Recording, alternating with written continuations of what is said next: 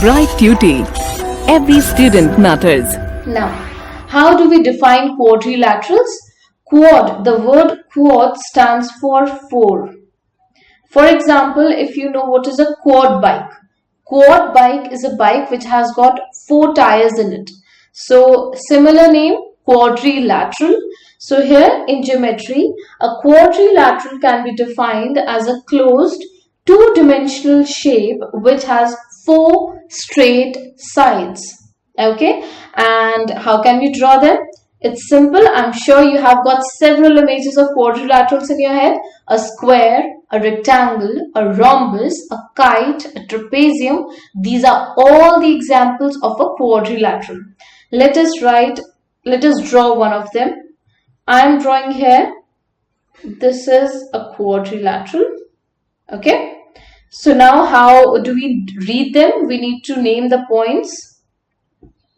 Let this vertex be point A, this be point B, this is point C, and this is point D. Now, let us discuss some very important points related to a quadrilateral. Okay. Now, the first point I want to discuss is that how do we name them? As we have written A, B, C, D, it is very important that we read it in the manner that we are talking about the just adjacent point while naming it. So you can write the name as A, B, C, D, or you can name it as B, C, D, A, or you can name it as C, B, A, D, or you can name it as D, A, B, C. You can name it as as many ways as you can, but make sure that you are not skipping any of these points.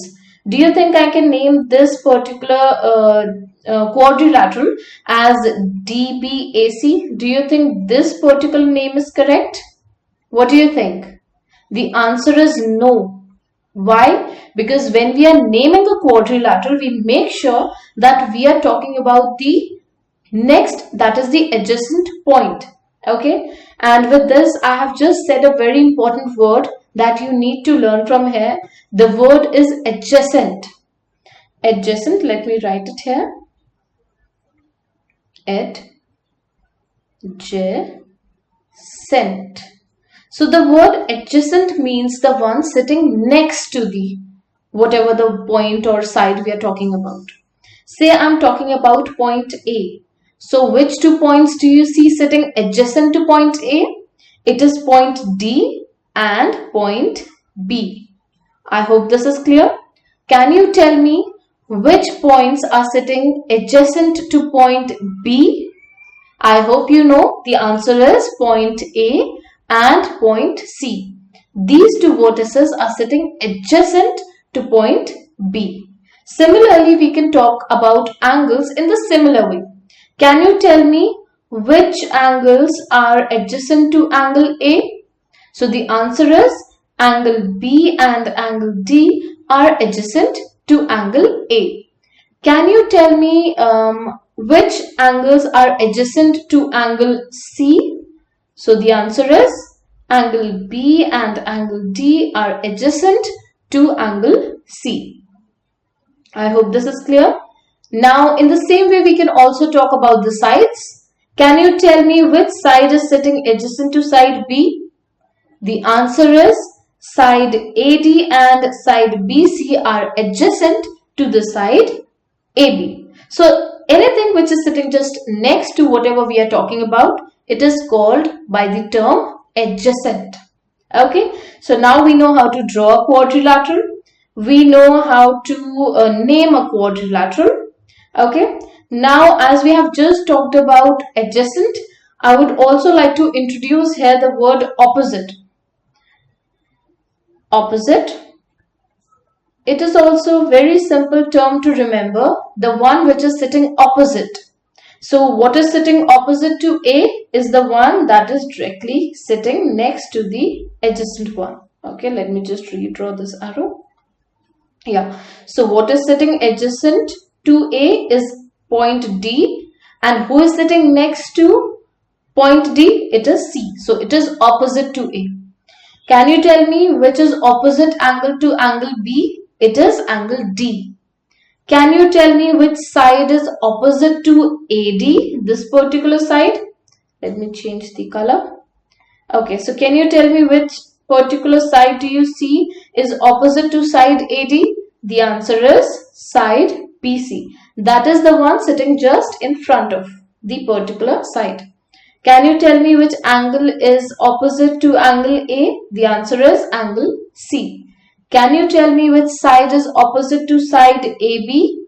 The answer is side DC. I hope this is clear. We have learned how to draw the quadrilaterals. We have learned how to read the quadrilaterals, how we can name them. And we have also learned what about the two important points here, adjacent and opposite. These two words we have introduced. And we can use these terms with respect to angles, with respect to points, with respect to line segments, etc. And again, one more thing I would like to add here. As we have seen that how we can name these quadrilaterals, but we are learning like for a triangle, we have this triangular symbol to draw, right, in order to name a triangle. But here in quadrilateral, we do not have any such advantage. We write quad, Q-U-A-D.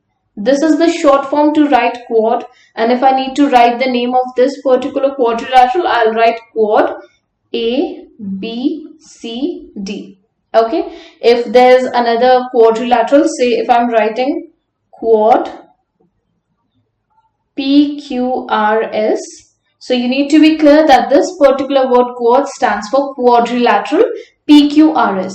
Okay, and make sure that you do follow the particular pattern in which the letters are given while drawing the image as well. Okay, so if it's PQRS, you have to draw it like P, Q, R and S. You cannot skip any of the point while writing the other one.